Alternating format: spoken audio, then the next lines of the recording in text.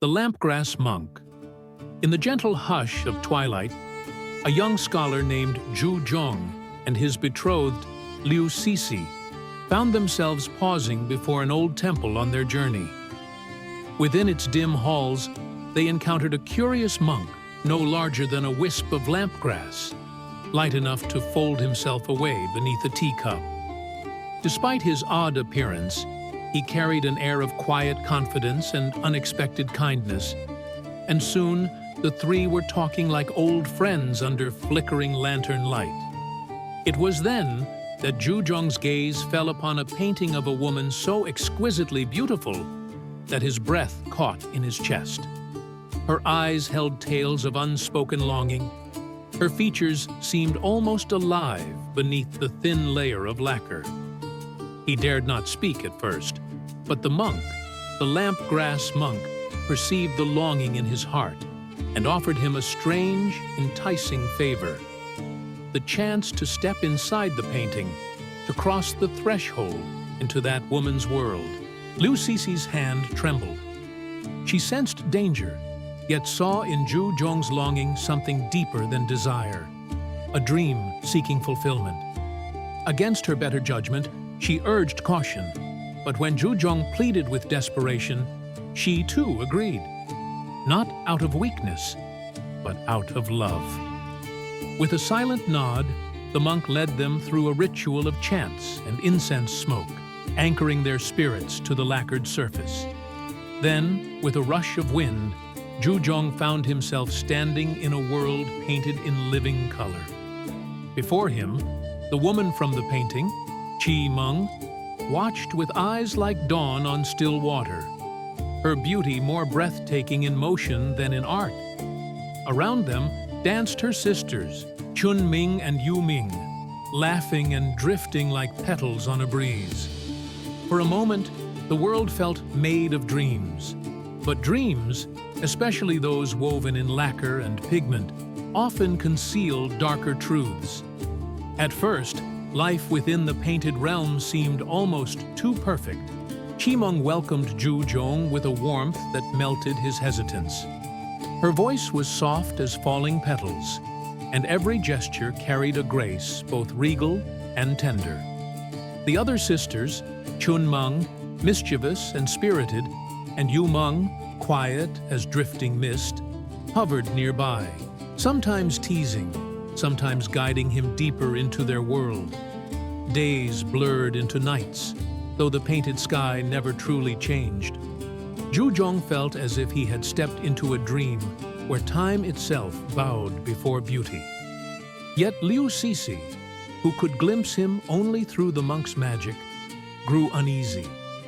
Each night she returned to the temple and watched as Zhu Zhong wandered further from the edge of the painting, further from the life they had shared. The lampgrass monk, too, began to frown. The painting was not meant to hold a living soul for long, he warned, his tiny form pacing along the altar. It was a prison once, not a paradise, and prisons have wardens. His words proved true sooner than they wished. One night, while walking beneath painted moonlight with Qing, Zhu Zhong felt a sudden chill. The air rippled like disturbed water, and from the shadows came a figure cloaked in smoke and flame. His voice thundered, not with anger, but with cold amusement. "So," the stranger hissed, "a mortal dares step where only spirits belong." Qing lowered her head in dread. This was no ordinary spirit. It was the demon lord, the one who had bound the sisters to the painting ages ago. With a sly smile, he drew close to Zhu Zhong. "You wish to keep this woman? Then prove your worth. Help me shatter the guardian who bars my path, the ancient one-armor spirit who still defies me." Zhu Zhong's heart trembled. He could not bear to see Qing suffer, nor could he abandon her to her prison. Yet he felt the trap closing. The demon lord's promise was not salvation, but a chain disguised as freedom. Meanwhile, beyond the painting, Liu Cixi fell into despair. Night after night, She pleaded with the monk. "Save him! He belongs to me, not to shadows." The monk, though powerful, was bound by rules older than the temple. Only he can choose. If his heart binds him to the painted maiden, no spell of mine will release him. Still, Liu Cixi refused surrender. She lit incense, prayed, even sought forgotten scriptures, desperate to anchor Zhuzhong's fading spirit to the living world. And as she wept, Chun Meng, who had grown fond of her gentleness, slipped beyond the canvas to comfort her. "Do not despair," the spirit whispered. "The demon lord's hunger is endless. He will not stop at your beloved. He will come for us all." So began a fragile alliance, mortal woman and painted spirit, bound by love, fear, and the fragile hope of saving the man who stood at the heart of the storm. The demon lord's shadow lingered long after his departure. His words echoed in Zhuzhong's chest, stirring both dread and temptation. Qi Meng wept in silence, torn between her love and the chains that bound her to the painted world. For days, Zhuzhong wrestled with his conscience. In the painted courtyards, he walked with Qi Meng, her laughter softening his doubts. Yet each moment carried a quiet weight. "If I defeat the guardian," he told himself, "perhaps I can free her. Perhaps love deserves this gamble." But when he returned to the temple, his body resting, yet his spirit still tied to the painting, Liu Cixi was always there. Her eyes, red from sleepless nights, searched his with desperation. "Zhuzhong, do not lose yourself. Do not believe the demon's promises. I would rather lose you to fate than to falsehood." Her voice tore through him. He loved them both, one with the fire of a new dream, the other with the steady devotion of years. He stood between two worlds, and both demanded his heart. Meanwhile, the lampgrass monk uncovered fragments of an old scripture hidden beneath the temple floor. By lantern light, he read aloud, "The one armor spirit guards the balance between shadow and light. Should the chains break, the demon lord will devour both worlds." He slammed the scroll shut.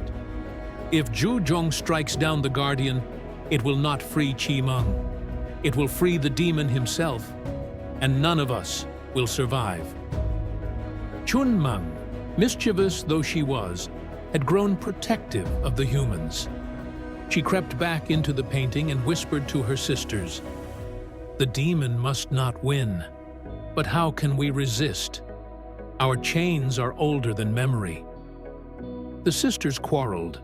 Yu Meng, timid, wished to obey the demon and spare themselves pain. Qi Meng, torn by love, could not choose. Only Chun Meng stood firm, vowing to fight even if it cost her everything. The night of decision came swiftly. The demon lord summoned Zhuzhong to a mountain ridge within the painted realm, where the guardian awaited. The one armor spirit towered like a knight wrought of iron and moonlight, his presence both terrible and noble. His voice rang clear, "Mortal, turn back. Love is no crime, but betrayal of balance will damn all that you hold dear." Yet behind him, the demon lord hissed, his claws curling like smoke. "Strike, and she is yours forever." Zhuzhong raised his trembling sword. His heart thundered in his chest. Behind him, Qi Meng sobbed, her voice breaking. "If you love me, do not destroy the world for my sake." For a long moment, time froze. Then, with a cry, Zhuzhong cast aside his blade. "I will not be your pawn," he shouted at the demon lord. "Love cannot be built on chains and lies." The mountain shook with fury. The demon lord's laughter roared like a storm. "Then you will watch her fade into dust." Black flames rose, swallowing the sky. The guardian braced for battle, but even his strength seemed small before such rage. At the temple, Liu Sisi clutched the monk's sleeve, her voice steady despite the fear. If this world burns, so will ours. We must stand with them. Thus the fates of mortal and spirit, love and loyalty, began to weave into a single, desperate struggle. The painted world quaked as shadow and fire surged across the mountains. The demon lord rose to his full, monstrous form, horns like jagged stone, wings of black flame unfurling to blot out the moon. His laughter split the sky. The guardian, one armor spirit, strode forward, shield gleaming with an unearthly light. "Begone, deceiver! This realm shall not fall!" His blade clashed with the demon's claws, sparks flaring like meteors. Caught between titans, Zhuzhong shielded Qi Meng, his mortal strength trembling against the storm. But the demon lord's power was too great. Each strike shook the mountains, tearing apart rivers and valleys of the painted land. At the temple, Liu Sisi and the lampgrass monk fought to anchor Zhuzhong's spirit, chanting, burning every last relic they could find. Chun Meng joined them, weaving strands of dreamlight to bridge the gap between worlds. Still, the pull of the demon's darkness grew stronger. "Only one thing can bind him to life," the monk cried.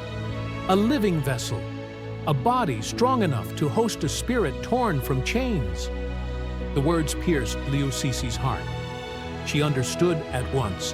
If Qi Meng was to be freed, if Zhuzhong was to live, someone would have to yield their body and never return. Her tears fell silently.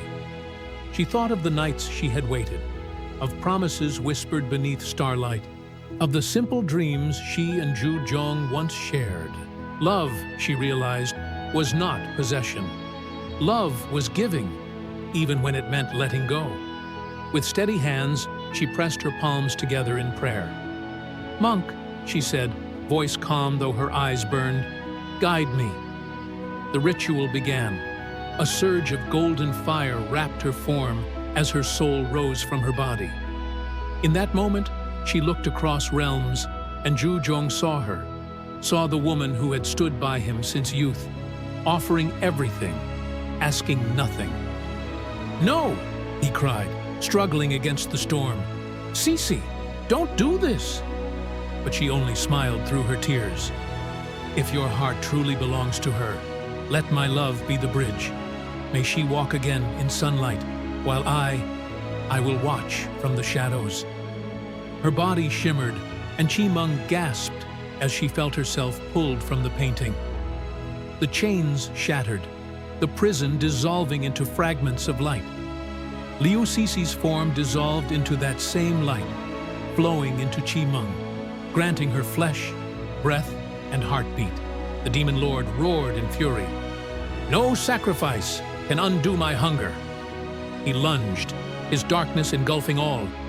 But in that instant, the guardian raised his shield, blazing with the fire of Sisi's sacrifice. "Mortal love is stronger than your greed," he thundered. "Begone!" With one final strike, the guardian's light cleaved through the demon's form. The mountain shook, and the painted world collapsed into a storm of color. When the dust cleared, Zhuzhong awoke on the temple floor, clutching Qi Meng, now flesh and blood, breathing and alive. The lampgrass monk, weary but smiling, nodded. A soul given in love is never truly lost. She lives in you both. Zhuzhong wept, holding Qi Meng close. Yet in his heart, he felt another presence, gentle, quiet, eternal. Liu Sisi had not vanished. She lingered like a whisper of wind, like starlight that never fades.